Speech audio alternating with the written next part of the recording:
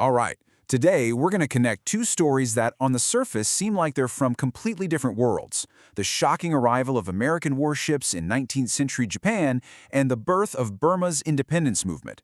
So how in the world are these two things connected? Well, the answer cracks open this huge shift in global power, and really it changes the very idea of what was possible for nations living under colonial rule. Our story starts not in Burma, but with a pretty terrifying sight in the waters just off the coast of Japan. Okay, so to really get the story of Burma's struggle against the British Empire, we've got to go back in time, and way off course. It's a story that kicks off not with some big political speech or a protest, but with the sudden, shocking appearance of something that looked totally alien just appearing on the horizon. All right, picture this. It's 1853. We're in Edo Bay, right near modern-day Tokyo. For more than 200 years, Japan has been essentially a locked country. I mean, completely and intentionally cut off from the rest of the world. And then, one day, these ships show up, and they are unlike anything anyone in Japan has ever seen. And this slide, wow, it just lays it all out. On the one hand, you have the boats the Japanese are used to, made of wood, pushed by the wind. And on the other, you have these American ships, what the Japanese start calling the Black Ships. They were huge, they were reinforced with iron, and the really terrifying part, they moved against the wind, powered by these steam engines that just vomited black smoke into the sky. I mean, can you even imagine the shock? For the people standing on the shore, this wasn't just a bunch of ships. This was a vision of a whole different reality, a world with a kind of power they couldn't even comprehend. One person watching described it perfectly. It was like floating castles just appeared out of thin air in their bay. And to really get why this was such a big deal, you have to understand this policy. Sakoku, the locked country. For centuries, this wasn't just a guideline. It was the law. Nobody comes in, nobody goes out. It was a conscious choice to keep their culture pure, to keep it isolated. And Commodore Perry's fleet just plowed right through that 200-year-old wall. Didn't even knock. So you'd think this shock would freeze them, right? Nope. It actually triggered one of the fastest, most radical national makeovers in all of human history. Japan instantly realized it had two choices: get modern or get colonized. They chose to modernize, and they did it at a breakneck pace. This quote, it just hits the nail on the head, doesn't it? It's like the West just kicked down your front door holding a gun. What's the only logical thing to do? You try to get a gun of your own, and you do it as fast as you can. This wasn't about being aggressive. Not yet, anyway. This was pure survival. So how'd they pull it off? Well, in basically one generation, they tore down a feudal system that was centuries old. They built a whole new army, not with samurai, but with everyday guys. You know, a draft. They threw up factories, laid down railways, and they sent their smartest young people off to Europe and America to soak up everything they could about science and engineering and military tactics. It was a total, top-to-bottom reinvention. Okay, let's just stop and think about that number. 40 years. Think about it. The stuff that took European nations centuries of slow, grinding change to do, Japan crammed it all into a single human lifetime. They went from samurai swords to steel battleships in about 4 decades. It's absolutely mind-boggling. But here's the twist. After Japan successfully built itself up to defend against being colonized, it looked around and saw what all the other big boys on the block were doing.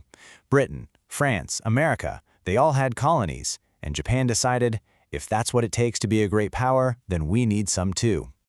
And they were super smart about it, really pragmatic. They basically just asked, okay, who's the best in the world at this stuff? For their navy, they copied the homework of Great Britain's Royal Navy, the undisputed kings of the ocean.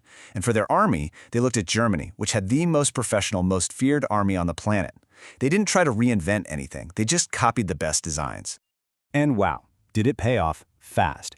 In 1894, they absolutely shocked the world by beating the massive Chinese Empire. But the one that really sent shockwaves across the globe was in 1905. They beat Russia, a European empire. Nobody had seen that happen before. And just 5 years after that, they made Korea an official part of their new empire.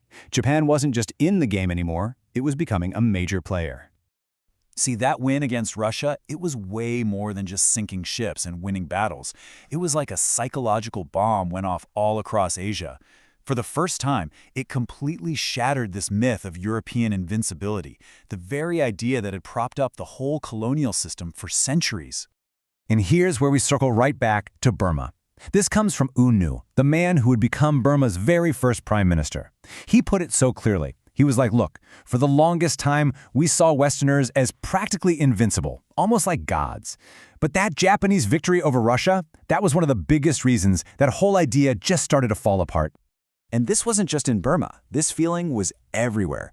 I mean, even someone like Mahatma Gandhi, a man famous for his commitment to nonviolence, saw what Japan did as a powerful lesson. He told his fellow Indians they should study Japan's success, copy its discipline, its patriotism. There was this brand new sense of Asian pride and possibility just blooming everywhere. So just like that, the spell was broken. For hundreds of years, the story was that Europeans were just better, that they were destined to rule. The Russo-Japanese War proved that was not true. It proved that an Asian nation could stand up, play by the West's own rules of power, and actually win. Okay, so it's this new world, this new reality that fuels a whole new generation of nationalists in Burma in the 1930s. These were young, fiery activists, and they were sick and tired of the slow, polite approach of their parents' generation. They wanted freedom now, and they were done asking nicely. And boy, did they make a statement. They did it with one simple but incredibly powerful act of defiance. They started calling themselves Thakin. Now, Thakin means master or lord. It was the title that the Burmese people were forced to use when addressing their British colonial rulers. So by taking that name for themselves, they were basically shouting, hey, we're the masters here, in our own home, not you. It was an absolutely electrifying move. And if you want to know why they felt so urgent about this, you just have to look at what was happening on the ground. The Burmese people were actually becoming a minority in their own capital city.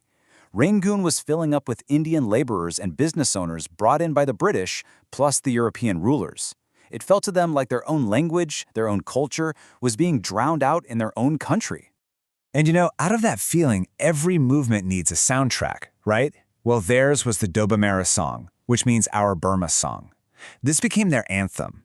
And the core of it, the most powerful part, was this super simple, super repetitive chorus that was just pure defiance.